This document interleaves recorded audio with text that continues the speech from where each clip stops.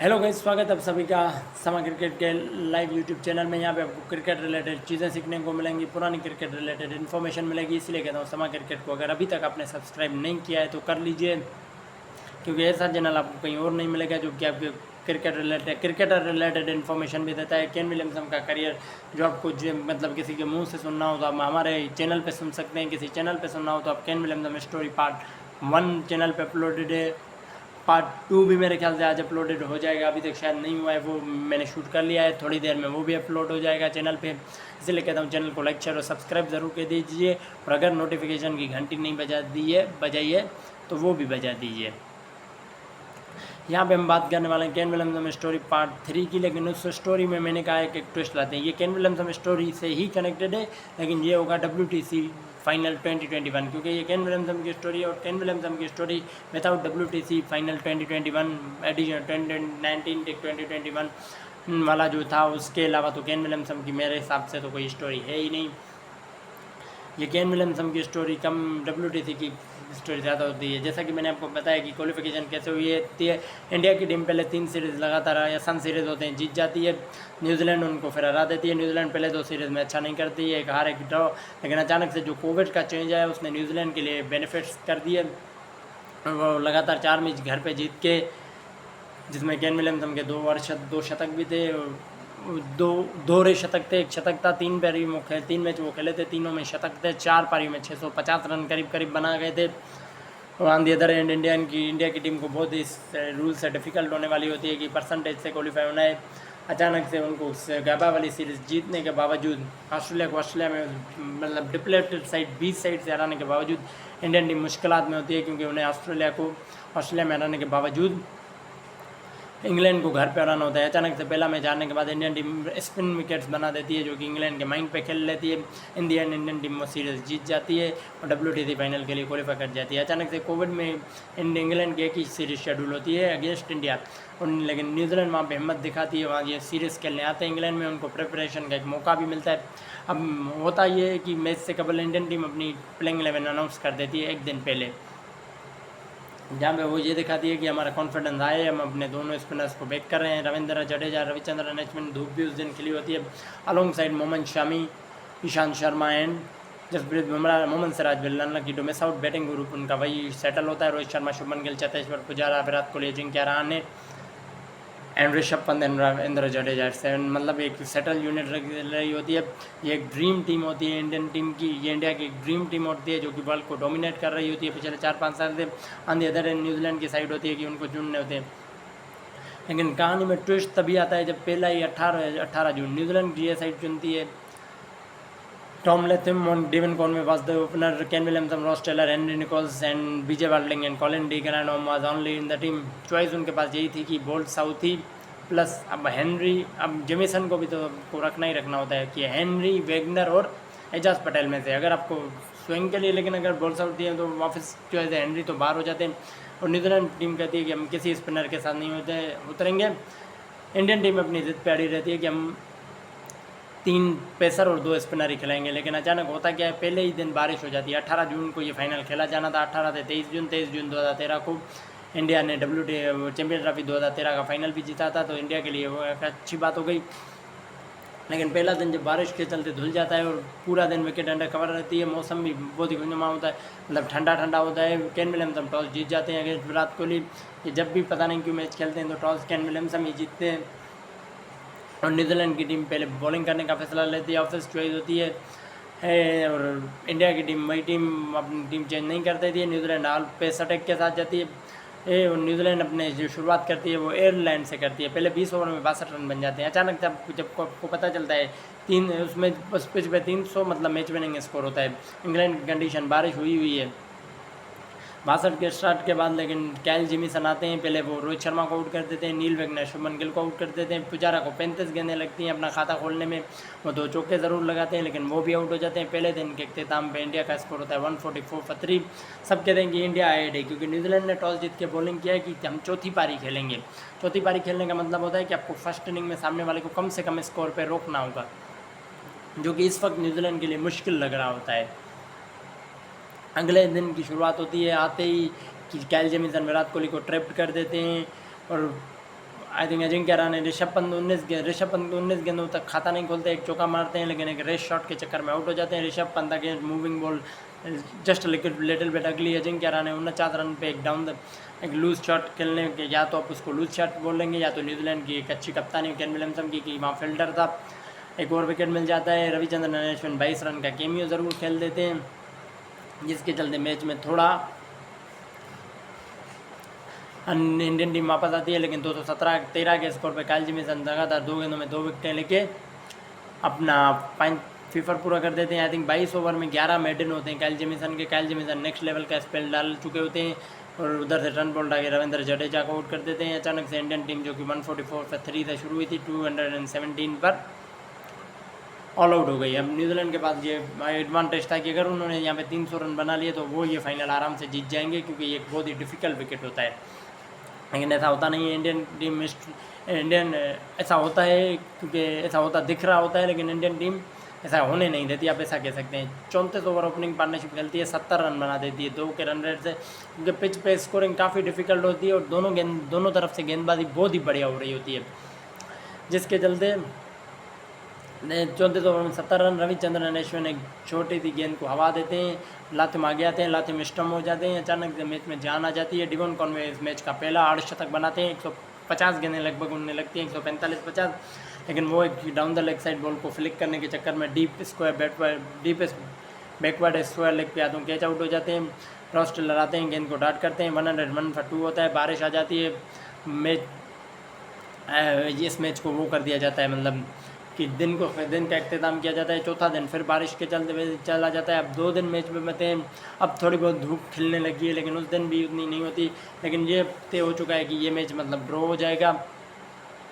कोई टीम यहाँ से जीत नहीं रही है, कोई टीम यहाँ से हार नहीं रही है। एक टीम को विक्ट्री के लिए पुश करना है, जो कि कोई होने वाला होता नहीं है, क्योंकि यहाँ पे एक मेगा कोलैप्स आपको चाहिए होता है एक टीम की विक्ट्री के लिए। वो एक होता है कि ये ट्रॉफी शेयर हो जाएगी, WTC ख़राब हो जाएगा। इंडियन मीडिया बहुत ही क्रिटिसाइज़ करता है उस चीज़ का अगेंस्ट ICC, और ऐसा लग रहा होता है कि डे 4 आई थिंक 21 जून को ये क्लियर कट हो जाता है। कोई अपनी स्टार रहा होता है चैनलों पे, कोई बात कर रहा होता है, ये तो कंफर्म हो जाता है कि WTC फाइनल अब ड्रॉ ही होने वाला है। 2 दिन वॉश आउट हो गए 6 में से, 4 दिन में रिजल्ट आ गया। 4 में से भी कितने चल रहे होते हैं, 1.5 दिन चला होता है, 4 में से 2.5 दिन वॉश आउट हुए थे, 3.5 दिन में थोड़ी रिजल्ट आएगा। लेकिन ऐसा होता है, कैसे होता है आपको आगे बताएंगे। 25-26 रन रॉस टेलर और केन विलियमसन जोड़ते हैं 16 ओवर में मेरे ख्याल से, फिर वो दोनों ही आउट हो जाते हैं। केन विलियमसन बहुत ही धीमा खेल रहे होते हैं, 135 5 आउट हो जाती है। अचानक से मोहम्मद शामी 5वें दिन, सब कहते हैं कि मोहम्मद शामी काफ़ी अर्से बाद पहली इनिंग में बॉलिंग कर रहे हैं, लेकिन शायद उन्हें मोहम्मद शामी को यही लगा कि ये 5वां दिन है तो ये दूसरी इनिंग होगी। 135 5 आउट, 217 के रिप्लाई में। अब 82 अभी भी पीछे, 27-28 रन की पार्टनरशिप होती है Colin digger and cane Williamson की। फिर आता है काइल जेमिसन का कैमियो, आई थिंक 17 गेंदों में 22 रन, जिस 30 रन की उस पार्टनरशिप ने Batman Kyle Jameson and Kane Williamson ने इतना इंश्योर कर दिया कि इंडिया तो लीड नहीं ले रहा है, लेकिन इंडिया ये इंश्योर करना चाह रहा होता है कि अपना न्यूजीलैंड को ज़्यादा लीड नहीं मिले। केन विलियमसन 177 गेंदों तक ग्राइंड करते रहते हैं, वो 49 का स्कोर बना देते हैं, जिसके चलते लेकिन जब वो आउट हो जाते हैं तो लीड केवल 4 ही होती है। नीचे से टीम साउदी 28 रन की पारी खेल देते हैं। अचानक से न्यूजीलैंड की टीम जिनका स्कोर होता है 162 for 6, उनकी टेल 87 रन जोड़ती है। इंडिया की टेल ने केवल 11 रन जोड़े होते हैं, 206 आउट से 217 ऑल आउट, यहाँ से 162 6 आउट से 249 ऑल आउट, तो 32 रन की एक छोटी सी मिनिमल क्रूशल लीड आप कह सकते हैं लेती है न्यूजीलैंड की टीम। तो न्यूजीलैंड की टीम ही लेती है। फिर अचानक से अब होना यही होता है कि इंडियन टीम को तीसरी इनिंग में पता होता है 32 रन हमें पहले निकाल लेने हैं, लेकिन पिच बहुत डिफिकल्ट होती है। आई थिंक 36 रन पे पहला विकेट गिरता है, 26 आई थिंक 15-16 ओवर होते हैं, 26 ही रन होते हैं, शुभमन गिल आउट हो जाते हैं। रोहित शर्मा का एक ब्रेन फ्लड होता है, या 3/4 सीम आप टीम सऊदी की crickbuzz.com पे उनका ऑफिशियल इंटरव्यू पड़ा है, वो 3/4 सीम कैसे रोहित शर्मा को ट्रैप करते हैं। 64 for 2 इंडिया डे पे अप कर देती है। रोहित शर्मा को दोनों पारियों में स्टार्ट मिला, 32 का वो दोनों पारियों में कन्वर्ट नहीं कर पाए, एंड 64 for 2 आखिरी दिन है। इंडियन टीम ये सोचती है कि अगर हम 1.5 सेशन खेल गए तो फिर थोड़ा अटैक करके न्यूजीलैंड को 50 ओवर तक देंगे, लेकिन इंडियन टीम की विक्ट्री मतलब डिस्काउंट ऑफ कर दीजिए। अगर इंडियन टीम 50 ओवर में 210 रन भी बना लेती तो भी 242 के चेज में 50 ओवर में अगर सोचो न्यूजीलैंड को मिलता तो भी वो ड्रॉ करा लेती। तो मेरे ख्याल से विक्ट्री पे तो एक ही टीम का पुश होना होता है, वो न्यूजीलैंड क्या वो, लेकिन क्या न्यूजीलैंड ऐसा कर पाएगी, विक्ट्री के लिए पुश कर पाएगी, ये एक सवालिया निशान होता है। न्यूजीलैंड आते ही अपने इंटेंशन क्लियर कर देती है, रन टाइट गेंदबाजी चालू रहती है दोनों एंड से। 36वें ओवर की चौथी गेंद पे विराट कोहली वाइट गेंद को चेस करने के चक्कर में आउट हो जाते हैं। Kyle Jameson strikes and they were celebrating like out of world feeling type. अगली ओवर में चेतेश्वर पुजारा को आउट कर देते हैं। अचानक से ये मैच पूरी तरह न्यूजीलैंड के पक्ष में लग रहा होता है। 41 रन पे 4 आउट, लेकिन वहाँ पे 40वें ओवर की आखिरी गेंद पे गलती होती है। काइल जेमिसन गेंद पे एज निकलता है, Tim Southee regulation chance miss कर देते हैं एंड सडनली आपको लगने लगता है कि ये मैच तो इंडिया ड्रॉ करवा लेगी। आई थिंक 36 रन की पार्टनरशिप होती है। Down the leg side Ajinkya Rahane out हो जाते हैं। फिर अगली 7 ओवर में 21 रन और बना लेती है इंडियन टीम। 27 ओवर का ये सेशन होता है जहाँ पे इंडियन टीम रन बनाती है, 66 विकेटें गंवाती है 3। वहाँ पे पता नहीं कोई कमेंटर बोल देता है कि अगर वो ऋषभ पंत का कैच हो गया होता तो शायद इंडियन टीम मुश्किलात में होती है, तो दूसरा बोलता है कि मुश्किलात नहीं होती, अब तक ये मैच इंडियन टीम हार जाती। अब इंडियन टीम के पास एक ही चारा होता है कि अगर आपने ये सेशन खेल लिया तो ये मैच 100% ड्रॉ होगा। अगर आपने 30 कितने होते हैं, 8 इनके होते हैं, कितने इतने कम ओवर क्यों होते हैं वैसे इस सेशन में, मुझे ये समझ नहीं आ रहा, क्योंकि लास्ट सेशन लंबा करना होता है इसलिए 45 ओवर का, 40-45 ओवर का। क्योंकि इंग्लैंड में आपको पता है कि जैसे जैसे दिन आगे बढ़ता है तो मतलब वो रात खिलती है, वैसा टाइप आप कुछ कह सकते हैं कि जैसे जैसे दिन बढ़ेगा रात खुलेगी। तो तीसरा सेशन लंबा होता है, लेकिन दूसरे सेशन में पहले 9-10 ओवर तो आराम से खेल जाती है। पहले 10 ओवर आई थिंक 27 पहले में खेली थी, 16 में, हाँ, तो 9-10 ओवर खेल लेती है। 61 ओवर हो चुके थे तो न्यूजीलैंड एक काम करती है कि स्लिप सारे हटा देती है। वैगनर को बोलती है शॉर्ट बॉल डालो, शॉर्ट पे शॉट डालो। एक तो हवा में खड़ी होगी, जडेजा और ऋषभ पंत उसको अच्छे से काउंटर कर रहे होते हैं, लेकिन फिर आता है वो एक बाहर की गेंद and the lion headed pacer Neil Wagner ने जो इतना अचीव किया ना न्यूजीलैंड के लिए इतने सालों में, उनकी शायद ये मेहनत का फल था या सफल था, जो भी आप बोल सकते हैं बोल लीजिए, कि वहाँ पे जडेजा गेंद को आउटसाइड एज लगता है। 3 विकेटें ही लेते हैं नील वैगनर इसमें, लेकिन पहले इनिंग में शुभमन गिल का विकेट, यहाँ पे रविंद्र जडेजा का क्रूशल मोमेंट पे, इस मोमेंट पे अगर आपने ये विकेट ले लिया ना, मेरे हिसाब से ये out of the world feeling होगी। नील वैगनर वो तो वैसे ही एग्रेसिव रहते हैं, और उस मोमेंट पे तो सेलिब्रेशन था, क्या जितना आप सेलिब्रेट चाहें उतना कर सकते हैं, आपका सेलिब्रेशन करना बनता भी है। 142 आउट। अगली ओवर में ऋषभ पंत एक गेंद हवा में मारते हैं, जो कि मतलब बैकवर्ड पॉइंट से रैंडी निकल्स अपने उल्टे कदम भागते हैं, बैक साइड रनिंग कर रहे होते हैं, उल्टे भागते हैं टर्न बॉल की गेंद पे, और वो कैच कर लेते हैं, और वो वहीं पे लग रहा जाता है कि न्यूजीलैंड यहाँ पे ये WTC फाइनल जीत गई है। लेकिन अगली ओवर रवि आई थिंक वो 3 चौके मार देते हैं। मोहम्मद शामी वो भी आउट हो जाते हैं। रवि अश्विन तो अगली गेंद पे आउट हो जाते हैं, जैसे ही ऋषभ आउट हो जाते हैं अगली गेंद पे रवि अश्विन आउट हो जाते हैं। 3-4 चौके मेरे ख्याल से वो मारते हैं अपना ऋषभ पंत, अपना मोहम्मद शामी 3 चौके मार देते हैं, लेकिन वो भी आउट हो जाते हैं। जसप्रीत बुमराह आते ही आउट हो जाते हैं, उनके लिए एक अलग ही फिल्म फंकी स्लिप हम जिसको कह सकते हैं केन विलियमसन की इस मैच में क्या कैप्टनसी होती है, with the bat, with the captaincy tactics, unbelievable वो बंदा है इसमें, मतलब वो अपनी जान झोंक देता है इस इनिंग में वो बंदा, इस मैच में, कि हमें ये जीतना है। न्यूजीलैंड की टीम इस मैच में अपने बेसेस पूरे कवर रखती है कि कोई एक गलती भी नहीं होगी, अगर एक गलती भी हुई तो हम इस WTC को हार जाएंगे और हमारा फिर एक बार सपना टूट जाएगा। लेकिन न्यूजीलैंड की टीम इस बार ऐसा होने ही नहीं देती, इंडियन टीम को बिल्कुल चांस नहीं होता है। इंडियन टीम इस दिन बहुत खराब क्रिकेट खेल रही होती है ना, दोनों पारियों में किसी बंदे का 8 शतक आता है, 49 हाईएस्ट होता है अजिंक्य रहाणे का, रोहित शर्मा को स्टार्ट मिलते हैं वो कन्वर्ट नहीं कर पाते, विराट कोहली को स्टार्ट मिलता है पहली इनिंग वो कन्वर्ट नहीं कर पाते, चेतेश्वर पुजारा का रेयर फेलियर, रविंद्र जडेजा का विद द बैट फेल्यूर आता है, ऋषभ पंत एक अगली पहली इनिंग में बिल्कुल अगली, दूसरे में भी वो अगली देखते हैं, लेकिन छोटा बहुत वो काउंटर करते हैं क्योंकि उनके पास जिगरा बहुत है। मोहम्मद शामी ऐसी गेंदबाजी करते हैं। रविचंद्रन अश्विन 139 का चेस 53 ओवर में इतना आसान नहीं होने वाला था, जितना शायद न्यूजीलैंड को भी ये पता था कि क्या हम ड्रॉ के लिए खेलें या फिर हम जीत के लिए खेलें। जाना तो जीत के लिए होता है। 8 ओवर में 19 रन ये टीम बना देती है बिफोर वो टी जब तक आता है। 120 रन चाहिए, 45 ओवर 10 विकेटें। अगली 5 ओवर में 32 गेंदों में 14 रन आते हैं। फिर आता है वो मोमेंट जहाँ पे टॉम लैथम को फ्लोट कर देते, रविचंद्रन अश्विन गेंद को फ्लोट कर देते हैं, टॉम लैथम मिस टाइम कर देते हैं, सीधा जाती है के विराट कोहली के हाथ में 33 पे 1, फिर आते हैं केन विलियमसन, वाइन बिशप को iconic word a nation on your shoulder, a nation on his shoulders. फिर वो दूसरा डायलॉग क्या होता है, a nation on his shoulders, अब डाइंग इन द पास्ट, मतलब कोई पास्ट की मेमोरी आपको भुला नहीं होती, ऐसा कोई डायलॉग होता है। वो आते हैं अगली ओवर में रविचंद्रन अश्विन उनको ट्रैप कर देते हैं, माइकल को आउट देते हैं, सबको लग रहा होता है कि वो आउट है, लेकिन वो गेंद टर्न हो जाती है, down the leg side miss कर जाती है अगली ओवर में, लेकिन कानवे को आउट कर जाते हैं, जो कि इस मैच के बेस्ट बैट्समैन साबित हो रहे होते हैं। अभी तक 44 for 2, अगली 4 गेंदों में 2 रन आते हैं, लेकिन 4 लगातार ओवर मेडन आ जाते हैं। अब 42 ओवर में 46 रन है, 31 ओवर एम्पायर कहता है होंगे ही होंगे, चाहे आज देर रात तक ये मैच क्यों ना चला जाए। इंडियन टीम को चाहिए होते हैं, न्यूजीलैंड को चाहिए होते हैं 93 रन, इंडियन टीम को चाहिए होता है 1 विकेट कहीं से मिल जाए तो हम मैच में वापस आएंगे, लेकिन फिर वहाँ पे रॉस टेलर 2 चौके लगाते हैं। उस ओवर में रविचंद्रन अश्विन को अगली ओवर में 2 चौके लगाते हैं, जहाँ पे गेंद हल्का सा मिस हो जाता है ऑफ स्टंप से, और इंडियन टीम थोड़ा रेटल हो जाती है। अगली 8 ओवर में 41 रन आ जाते हैं। फिर वहाँ पे जसप्रीत बुमराह को शायद अपने मैच का पहला विकेट मिल सकता था, एज निकलता है, और फिर अपना चेतेश्वर पुजारा के ड्रॉप कर देते हैं। न्यूजीलैंड की टीम आराम से रन बना रही है, 42 ओवर तक आते आते 129 हो जाते हैं, और फिर केन विलियमसन का वो 42 ओवर की आखिरी गेंद पे वो चौका और अपना 50, और मतलब जैसे आप कह सकते हैं कि final nail in the coffin, वो पुजारा का ड्रॉप कैच ही होता है। लेकिन Williamson 52 not out, best batsman of the match with 101 run.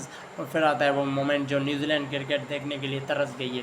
New Zealand cricket का मतलब वो आप जो न्यूजीलैंड क्रिकेट के मतलब जितना मैंने न्यूजीलैंड को देखा है, मेरे टेन्यूअर में भी क्रिकेट के 12-13 साल के टेन्यूअर में या मतलब जो व्यू एक्सपीरियंस है उसमें भी न्यूजीलैंड की टीम ने एक ही टाइटल जीता है। और वो जो मोमेंट होता है ना, आई थिंक स्टिल अगर आप अच्छे बंदों के साथ अच्छा होता है ना, nice gauge don't finish last every time, not come second every time, ऐसे ही कोई अंग्रेजी कहावत है, अंग्रेजी मेरी थोड़ी कमज़ोर है, उसको भी नज़रअंदाज कर दीजिएगा। केन विलियमसन रॉस टेलर वो शॉट मारते हैं, केन विलियमसन का वो हवा में हाथ होते हैं, डगआउट में सेलिब्रेशन होता है, जुबिलिएशन होता है, ओवर द टॉप ये टीम सेलिब्रेशन कभी करती नहीं है। अब झपियाँ वपियाँ पाती हैं विराट कोहली का, केन विलियमसन को ऐसे केन विलियमसन करते हैं, विराट कोहली ऐसे करते हैं, वो जो हक होता है वो कमाल का योग होता है ये। और सब न्यूजीलैंड की टीम को कांग्रेचुलेशन किया जाता है। WTC में प्लेयर ऑफ द सीरीज़ होता नहीं है, अगर होता तो उस एडिशन के 100% कैल जेमिसन, दूसरे के Travis head, top run scorer, wicket taker आपको पता चल जाएंगे। लेकिन ये स्टोरी केन विलियमसन से रिलेटेड है, तो उसके लिए विलियमसन के लिए दुनिया को अच्छा लग रहा होता है। वो उस बंदे ने जिस तरह से फिनिश किया ना अपने टीम के लिए, वो बहुत ही कमाल था। कायल Jameson player of the match रहते हैं। इंडिया के लिए अनलकी है कि इंडिया का सूखा 2013 से 30 तक चलता रहा है, वो जो 2024 में ख़त्म हुआ था T20 वर्ल्ड कप में, कायल जेमिसन को प्लेयर ऑफ द मैच का अवार्ड दिया जाता है। और न्यूजीलैंड अपने 21 साल का सूखा ख़त्म कर देती है। 2000 की चैम्पियन ट्रॉफी, 2021 का WTC, दोनों ही न्यूजीलैंड टीम इंडियन से जीती है। थोड़ा बहुत इंडिया ने घावों को भर लिया 2025 में, 2025 की चैम्पियन ट्रॉफी में उनको हरा के। लेकिन केन विलियमसन की क्या ही तारीफ़ करनी हो, ये स्टोरी उन पे रिलेटेड है, ये स्टोरी कहानी मैं उन पे ही लिख रहा हूँ अभी, या फिर आपको बता रहा हूँ। केन विलियमसन में कितने अच्छे बंदे हैं कि वो जब भी उनको मैं देखता हूँ ना कि मासूमियत क्या है, वो आप केन विलियमसन से सीख सकते हैं इस दुनिया में। और अब मैं ज़्यादा कुछ नहीं कहूँगा। केन विलियमसन जैसा अगर बंदा आपकी ज़िंदगी में है तो आप बहुत ही अच्छी, मतलब आप एक ऐसा समझ लीजिए कि आप अच्छी ज़िंदगी गुजार रहे हैं। और केन विलियमसन WTC जीत जाते हैं। ये क्रिकेट रिलेटेड स्टोरी है। और केन विलियमसन को ऐसे WTC को उठाना और सेलिब्रेट करना एक बहुत ही बढ़िया, मतलब एक खुश होने वाला मोमेंट होता है। इंडियन टीम मिस आउट कर जाती है, उनकी बेस्ट टीम होते हुए भी, वो जो 5-6 साल डोमिनेट किया था न्यूजीलैंड, कायल Jameson were the reason they were not the champions. इस वीडियो में इतना ही, आपसे मुलाकात होगी अगली वीडियो में। चैनल को लाइक शेयर और सब्सक्राइब ज़रूर कर दीजिएगा, नोटिफिकेशन की घंटी भी बजाइएगा।